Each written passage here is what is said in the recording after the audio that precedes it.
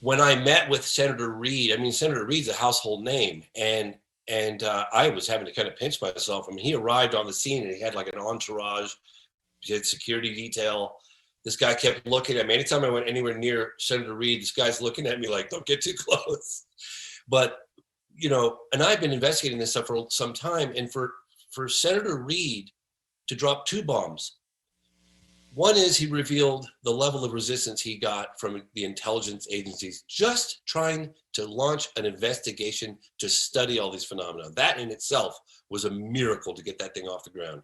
Two, he uncovered the fact that there's a mountain of evidence that's never seen the light of day, and he admits it on camera, which is like unbelievable. Because look, we've all suspected this stuff, but to get that level of confirmation from that guy, like the guy, doesn't he even say, he says something like, you haven't even scratched the surface or something. It was really funny. It was really funny because, quite honestly, I had a very finite period of time with him, and when he arrived, it was like, okay, everything was ready to go. Sit down in the chair, boom, get the interview going. And I didn't want to push his comfort zone. I was quite honestly worried that at any moment he would get up and leave, right? So I kind of felt him out for about 35, 40 minutes. And I think I had about 8 more minutes with him before he had to leave.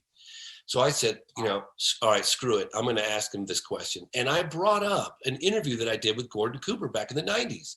Gordon Cooper was a Mercury astronaut, colonel. He was at Edwards Air Force Base circa 1957. And he was overseeing the installation of a new landing facility for F-86 fighter jets. And these guys had their cameras rolling. And out of the blue, a disc-shaped object appears and lands in the dry lake bed. The guys turn their cameras on it, they film it. It sits on the ground for a moment. They take a few steps towards it. It lifts off and then boom, shoots off at a high rate of speed. Well, I interviewed Colonel Gordon Cooper about this. And I said to him, he said, did you watch the movie? He said, well, I held it up and I saw it was good, perfectly good film. It was a disc on the ground, blah, blah, blah. Describe what it looked like, broad daylight. And he said, I got higher and higher up at the chain of command. Eventually a courier jet came in from Washington. I handed the footage over and that was it. And that was the last time he's ever seen it. So I brought this story up with Senator Reid. This is what led to what we're about to discuss here. And I said, and then he told me on camera that he handed the footage over, and then Senator Reid said, and it was never seen or heard from ever again. I said, exactly. I said, did you find stuff like that? And he says, oh yeah, it's all there. And I just thought, and then he tried to change the subject on me, and I went, well, hold on.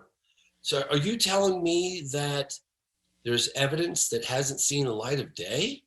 And he pauses, and it seemed at the time like a 10-minute pause, but it wasn't. It was probably just a couple of seconds. And he picks up his water bottle, takes the cap off, has a sip, puts the cap back on, and he says, I'm saying that most of the evidence hasn't seen the light of day.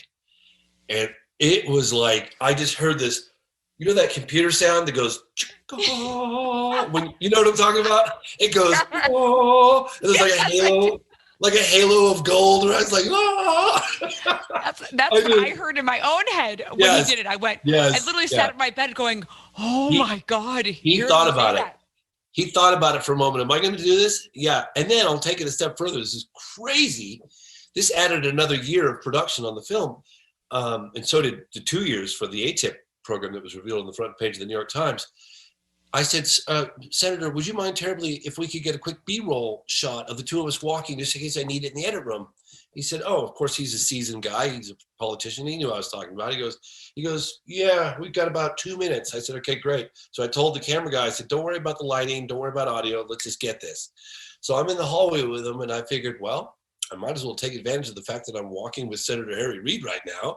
Totally. Right? Yeah. And I said, it's really fun. It's not getting too close to him. And I was looking at the security guard kind of checking me out the whole time. It was really weird. And I said, Senator, if you don't mind, what was one of the more astonishing aspects that you uncovered on the phenomenon during this ATIP program? And without hesitation, he said, the fact that these things were not only incursions over the super secret nuclear weapons facilities, but in some instances shutting these things off. And in a couple of instances, if the president of the United States wanted to launch, he couldn't have done so. And I just thought, that's unbelievable, because it's one thing to like talk about a UFO, right? When you think about a UFO, it's just an unidentified flying object in the sky. You don't really know where it's from. You don't know what its intent is, but that has intent. There is an intelligence behind that. There's something being said. And I knew right then and there that I had to visit this aspect of the phenomenon. I contacted a guy named Robert Hastings. I spent about a year putting that 10-minute section together with UFOs and nukes. And I'll never forget, a launch control officer, nerves of steel, super calm.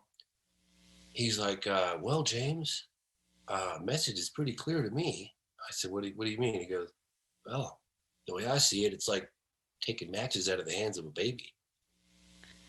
Oh my God, that's a crazy analogy. I know, it's crazy, right? That is crazy.